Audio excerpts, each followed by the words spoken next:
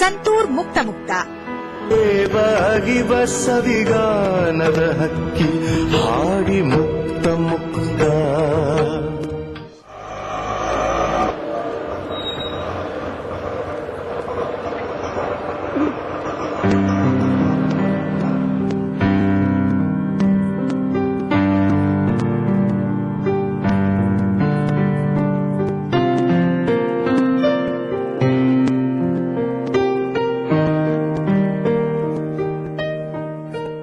ನಮಸ್ಕಾರ ಇವ್ರೆ.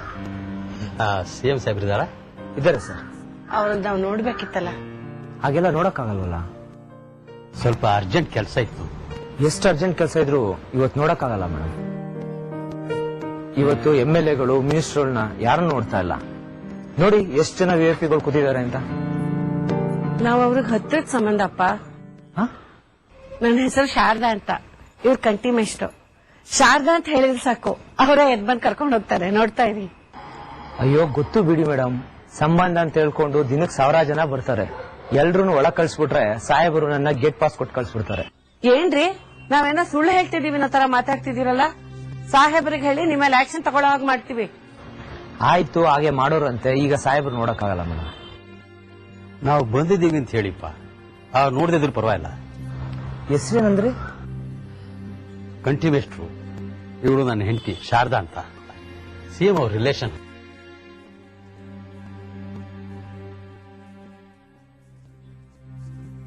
ಒಂದು 10 ನಿಮಿಷ ವೇಟ್ ಮಾಡಿ, ನೋಡ್ ಕಳಿಸ್ತೀನಿ.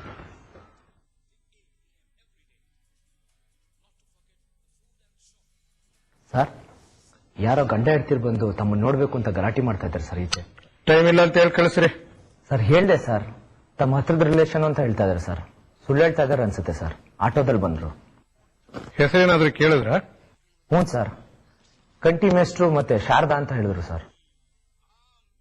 ಕಂಟಿ ಮೇಷ್ಟು ಶಾರದಾ ರೀ? ಅವ್ರು ನಮ್ ಬೀಗರು ಕಣ್ರಿ. ಆಯ್ತು, ಒಂದು 10 ನಿಮಿಷ ಕೂತಿರೋದಕ್ಕೆ ಕೇಳಿ ಇವ್ರನ್ನ ಅಟೆಂಡ್ ಮಾಡಿ ಆಮೇಲೆ ಅವ್ರನ್ನ ಮೀಟ್ ಮಾಡಿ. ಸರಿ ಸರ್.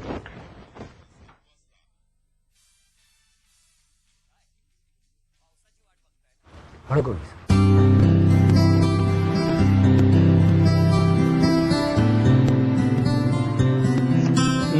ಸರಿ, ನೀವೇನು ಹೊರಡಿ. ನಮಸ್ಕಾರ. ಕಿರಣ್, ಕರೀರಿ ಅವ್ರನ್ನ ಒಳಗೆ. ನಮಸ್ಕಾರ ಸರ್. ನಮಸ್ಕಾರ. ನಮಸ್ಕಾರ. ಬನ್ನಿ ಕಟ್ಟಿ ಮೇಷ್ಟ್ರೆ, ಬನ್ನಿ. ಬನ್ನಿ ಶಾರದಮ್ಮ, ಕೂತ್ಕೊಳ್ಳಿ. ಕೂತ್ಕೊಳ್ಳಿ.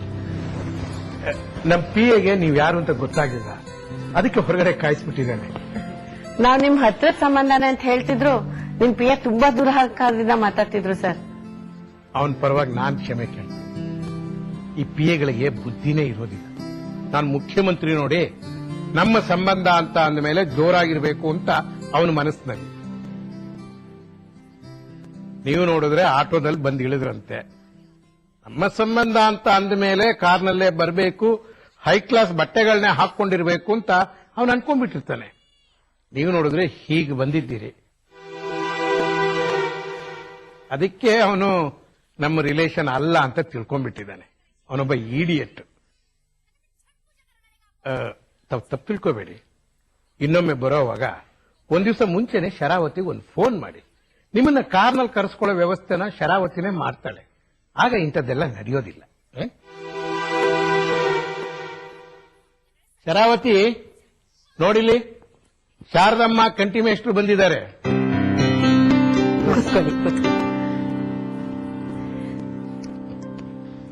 ಯಾವಾಗ ಬಂದ್ರಿ? ಈಗ ತಾನೇ ಬಂದ್ವಿ. ಚೆನ್ನಾಗಿದ್ದೀರಾ? ಏನೋ ಇಷ್ಟು ಮಟ್ಟಿಗಿದ್ದೀವಿ. ಸತೀಶ್, 2 ಕಾಫಿ ತಗೊಂಬಾ. ನಿವೇದಿತ ನೋಡಿ ತುಂಬಾ ದಿವಸ ಆಗಿರ್ಬೇಕಲ್ಲ? ನಮಗೂ ಬೇಜಾರು. ಇಬ್ರೇ ಇರ್ತೀವಿ ಮನೇಲಿ. ನಂಗೆ ಅರ್ಥ ಆಗುತ್ತೆ. ಮೇಡಮ್, ನಿಮ್ಗೆ ಫೋನ್ ಬಂದಿದೆ. ಹಲೋ. ಓ ಓಕೆ, 1 ನಿಮಿಷ ಮಾತಾಡ್ತಾ ಇರಿ, ಬರ್ತೇನೆ. ಕಾಫಿ. ನೀವು ಬರೋದಕ್ಕೆ ಮೊದಲು ಒಂದು ಫೋನ್ ಮಾಡಿ ಬರಬೇಕಿತ್ತು. ನೋಡಿ, ನಿವೇದಿತ ಈಗ ಹೊರಗಡೆ ಹೊರಟೋಗಿದ್ದಾಳೆ. ನೀವು ನೋಡಿದ್ರೆ ನಿವೇದಿತ ನೋಡಕ್ ಬಂದಿದ್ದೀರಿ. ಪರವಾಗಿಲ್ಲ ಬಿಡಿ, ನಮಗೆ ನಿಮ್ಮ ಹತ್ರನೇ ಒಂದು ಕೆಲಸ ಇತ್ತು. ಹೇಳಿ, ಏನಾಗ್ಬೇಕಿತ್ತು? ಅದು ನಿಮ್ಮಿಂದ ಒಂದು ಸಹಾಯ ಆಗ್ಬೇಕಾಗಿತ್ತು. ಏನು? ನಮ್ಮ ಫ್ರೆಂಡ್ ಒಬ್ಬರ ಮಗ ಕಿರಣ್ ಅಂತ SI ಎಕ್ಸಾಮ್ ಪಾಸ್ ಮಾಡಿದಾನಂತೆ, ಇಂಟರ್ವ್ಯೂಗೂ ಕರೆದಿದಾರಂತೆ. ಎಷ್ಟು ಬಂದಿದೆಯಂತೆ ಪರ್ಸೆಂಟೇಜು? ಅವನ್ಗೆ ಸರ್, ಒಂದ್ ನಿಮಿಷ ಸರ್, 92% ಬಂದಿದೆ ಸರ್. ಚೆನ್ನಾಗೇ ಬಂದಿದೆಯಲ್ಲ. ಹ್ಞೂ ಸರ್, ಚೆನ್ನಾಗೇ ಬಂದಿದೆ. ಆದ್ರೆ ಜನರಲ್ ಮೆರಿಟ್ ಪೋಸ್ಟ್ ಇರೋದು ಒಂದೇ ಒಂದು ಸರ್, ಅದಕ್ಕೆ 20 ಲಕ್ಷ ಲಂಚ ಕೇಳ್ತಾರಂತೆ ಸರ್. ಅಂದ್ರೆ ನಿಮ್ಮ ಮಾತಿನ ಅರ್ಥ ನನ್ನ ಸರ್ಕಾರದಲ್ಲಿ ಲಂಚ ತಗೋತಾರೆ ಅಂತ ಹೇಳ್ತಾ ಇದ್ದೀರಾ? ಛೇ, ನಾನು ಆ ಅರ್ಥದಲ್ಲಿ ಹೇಳಿಲ್ಲ ಸರ್. ಆದ್ರೂ ಅದೆಲ್ಲ ಇದ್ದೇ ಇರುತ್ತಲ್ವಾ ಸರ್. ಪಾಪ ಆ ಹುಡುಗನ ಮನೇಲಿ ತುಂಬಾ ಕಷ್ಟ.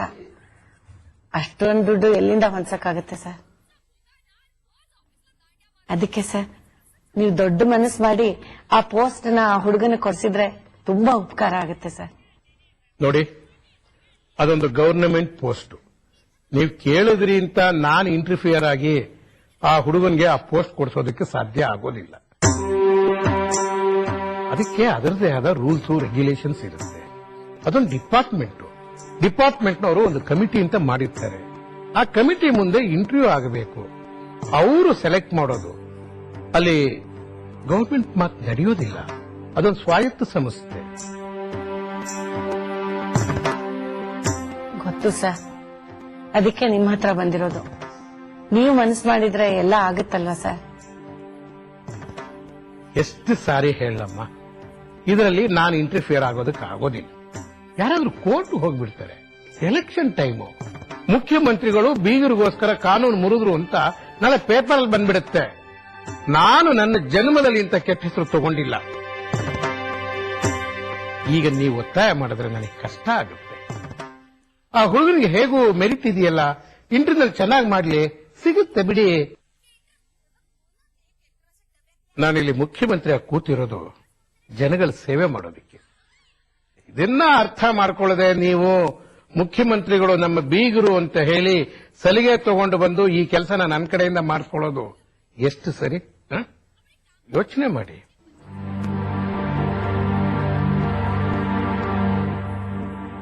ನಿಮಗೆ ಗೊತ್ತಿಲ್ಲ, ಯಾರೋ ನಿಮ್ಗೆ ಉಪ್ಸಿರ್ತಾರೆ, ನಿಮ್ಮ ಬೀಗರು ಮುಖ್ಯಮಂತ್ರಿಗಳು ಹೋಗಿ ಕೇಳಿ ಅಂತ. ನೀವು ಬಂದಿರ್ತೀರಿ. ನೋಡಿ, ಬೇರೆ ಏನಾದರೂ ಇದ್ರೆ ಹೇಳಿ, ಇದಾಗೋಲ್ಲ.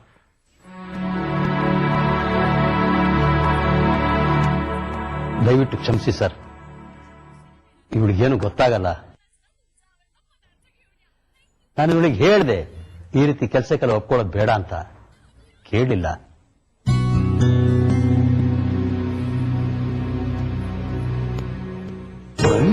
ತಿಂದು ಸಿಹಿ ಹಣ್ಣ